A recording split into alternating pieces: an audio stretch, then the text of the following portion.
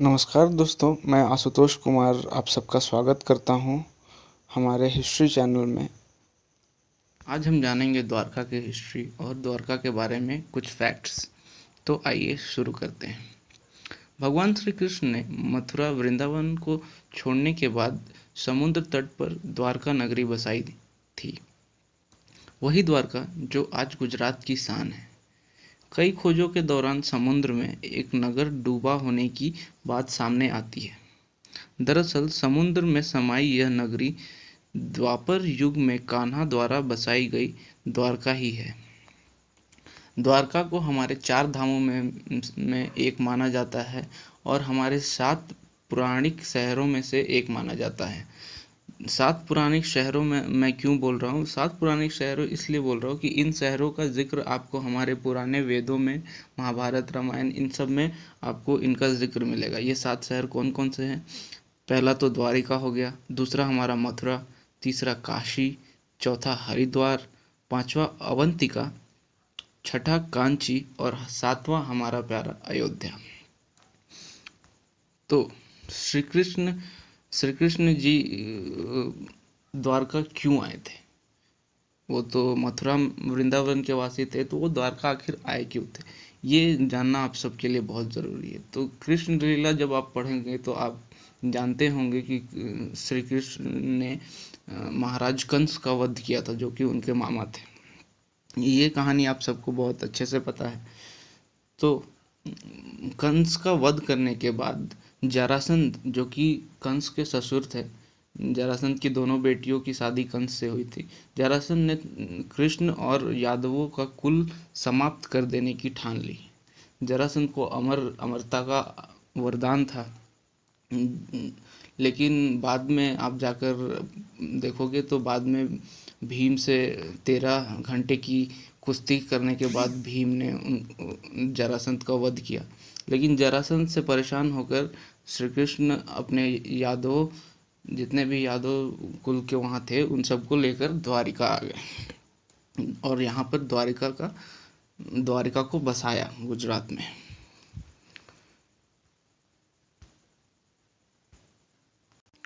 द्वापर युग में श्री कृष्ण द्वारा बसाए गए इस नगरी में सारी तरह की सुविधाएं थी।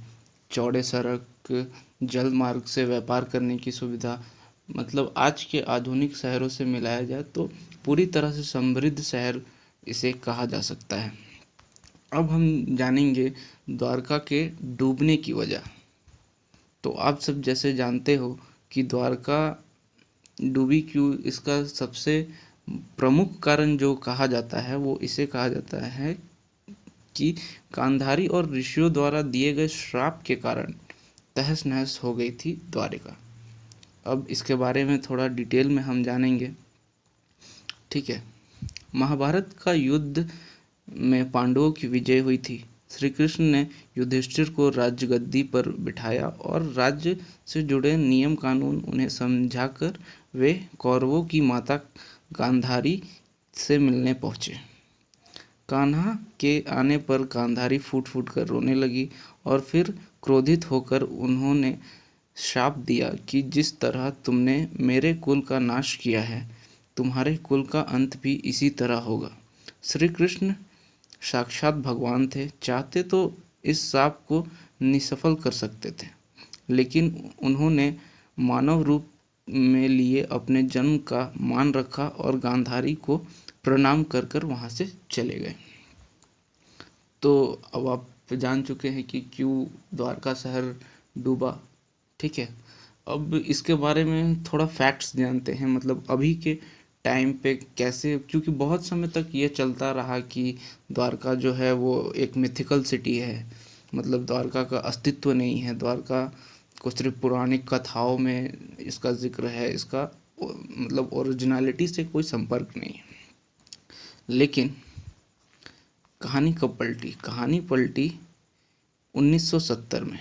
द्वारका के इस समुद्री अवशेषों को सबसे पहले भारतीय वायुसेना के पायलटों ने समुद्र के ऊपर उड़ान भरते वक्त देखा। बाद में 1970 में जामनगर के गैजेट्री में इसका वर्णन किया गया। उसके बाद यह सिलसिला चलता रहा कि यह सच में है या नहीं है, ऐसे बहुत सारे मिथिकल्स चलते रहे। बाद में नौसेना ने भी इसका मतलब इसको कहते हैं ना कि सर्टिफाइड कर देना कि हाँ ये सच में है ऐसा। वो कहते हैं ना, एक जन बोलता है तो हम नहीं सुनते, लेकिन अगर सारे लोग बोलने लगे कि हाँ ऐसा है तो आप एक बार को सोचने के लिए मजबूर हो जाए कि हाँ सच में ऐसा हो सकता है। इस मिथ से पर्दा हटाया और इसको सच्चाई में लाने में professor S S R Rao की बहुत बड़ी भूमिका है। वायुसेना के बाद नौसेना, भारतीय वायुसेना, जैसे मैंने बताया कि उड़ते वक्त उन्होंने ये अपने सोनार पर, मतलब अपने जो उनके रेडार होता है उस पे उसने ऐसा कुछ देखा था, मतलब रेडार पर, तो उन्होंने बताया था।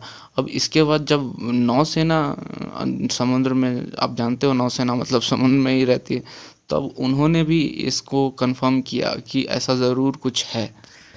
उसके बाद भी ये बात चलती रही कि ये काल्पनिक है, ऐसा सच में है नहीं, ऐसा कोई शहर नहीं है।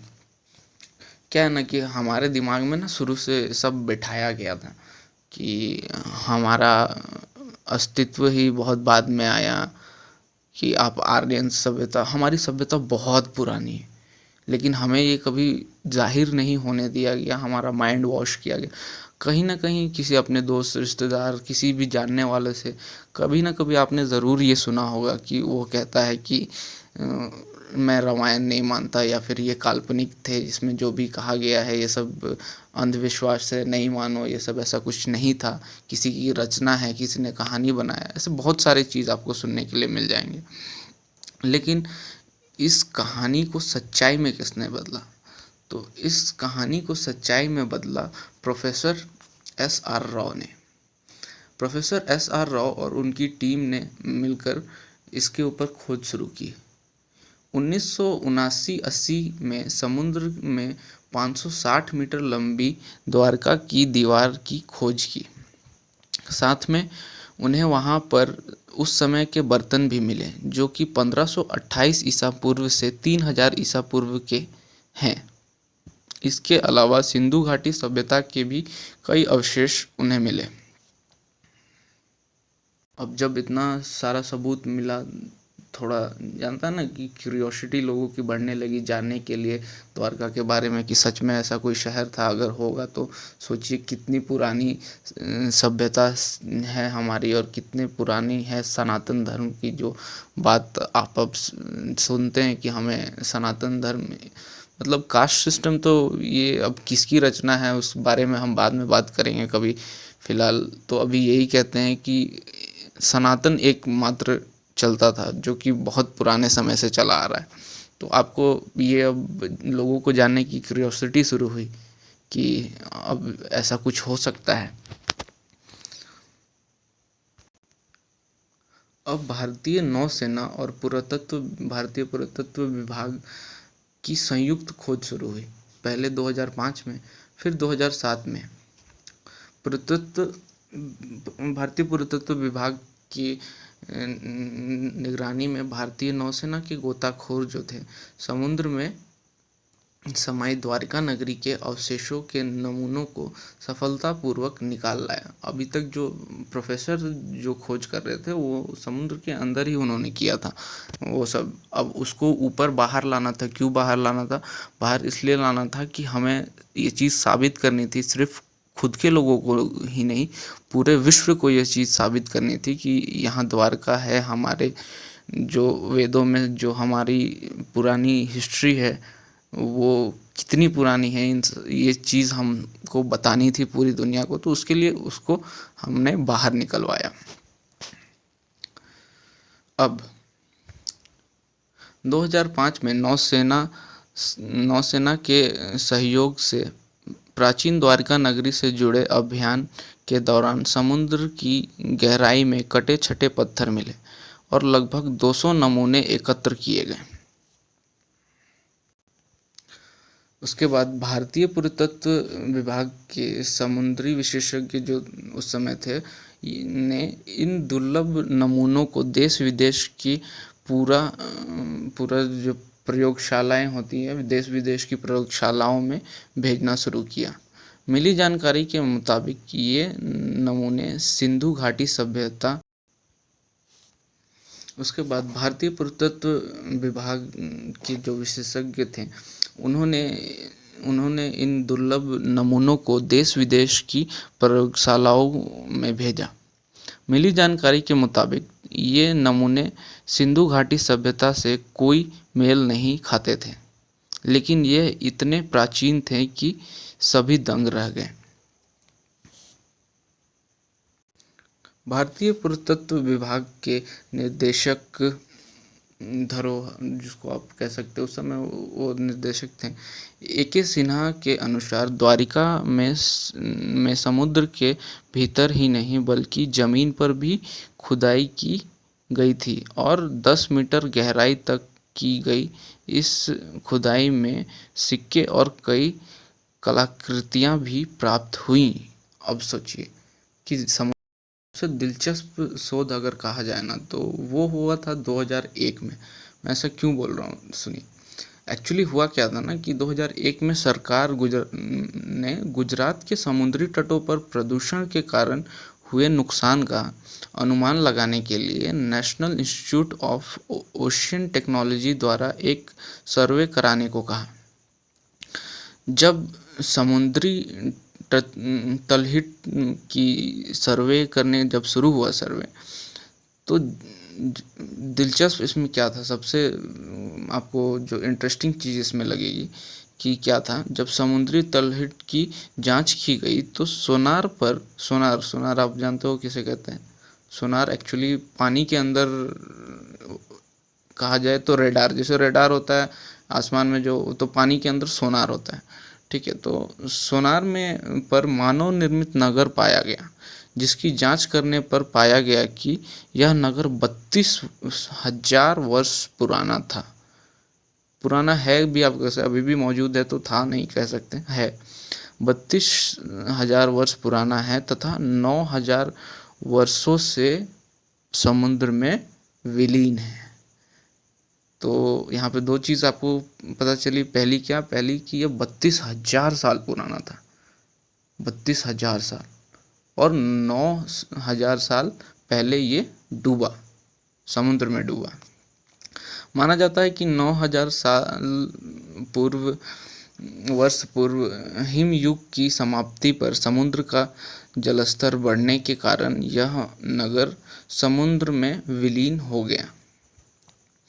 अब देखो ये जो चीज़ है, ये जो मैंने आपको बात बताई कि 9,000 वर्ष पूर्व हिमयुग की समाप्ति, ये वैज्ञानिक मानते हैं ऐसा कि ऐसा हुआ होगा। वैज्ञानिक कहे तो जो इसके स्पेशलिस्ट हैं जो ये कर रहे हैं वो ये मानते हैं कि हिमयुग की समाप्ति हुई, जल स्तर बढ़ा, तो उस समय पे देश विदेश के कई सारे जो समुद्र का जब जल स्थल बढ़ा तो कई सारे समुद्र के किनारे जो बसे हुए शहर थे वो डूब गए थे, तो उसमें से एक द्वारका भी था, ऐसा मानना था स्पेशलिस्ट का। बाकी जो पौराणिक कथाओं में लिखा हुआ है कि क्यों डूबा था तो वो मैंने आपको पहले ही बताया कि गांधारी के श्राप की वजह से। ठीक है, तो ऐसी बहुत सारी चीज़ें हैं। मेन फैक्ट ये है कि आज के टाइम पे ये चीज़ प्रूफ हो चुका है कि जो हमारी पुरानी कथाओं में जो जिस द्वारिका नगरी का उल्लेख किया गया है वो द्वारिका नगरी असल में थी। सिंधु आपने सुना, सिंधु तो बहुत अभी हाल फिलहाल बहुत पुरानी सभ्यता थी वो, और बहुत समय तो इस पे शोध ही नहीं हुआ, किसी ने कुछ किया ही नहीं, लेकिन जब होना शुरू हुआ तो पता चला कि 32,000 साल पुरानी थी वो। एक्चुअल अब क्या रीज़न हो सकता है उसके डूबने का, ये तो हम नहीं कह सकते, और ना ही मैं कोई भी अंजम्पशन करना चाहता हूँ कि ऐसे डूबा या फिर वैसे डूबा, क्योंकि मुझे जहाँ तक लगता है मैं तो अपने पुराने कथाओं को ही फॉलो करूँगा कि जो कहा गया था वो ही सच होगा। अब आधुनिक लोग जो हो गए हैं वो नहीं मानते, साइंटिफिक उनको रिजल्ट चाहिए, साइंटिफिक उनको सबूत चाहिए, तभी वो मानेंगे। तो साइंटिस्ट का ये कहना है कि ऐसा हुआ था जब जल स्तर समुद्र का बढ़ा था, तब वो डूब गया था। पुरानी कथाओं में लिखा है कि गांधारी के श्राप की वजह से डूब गया था। तो ऐसी बहुत सारी चीज़ें हैं। ये अभी भी एक मिथ है कि मतलब मिथ में बोल रहा हूँ, मिस्ट्री है कि कैसे वो डूबा। इसके बारे में अभी पूरी तरीके से सच्चाई आगे नहीं आई है। तो आप सबको जानकर इस फैक्ट्स और द्वारका की हिस्ट्री जानकर कैसा लगा, आप ज़रूर कमेंट सेक्शन में मुझे बताएं। और मैं आप सबका आभार करता हूँ। धन्यवाद। जय हिंद।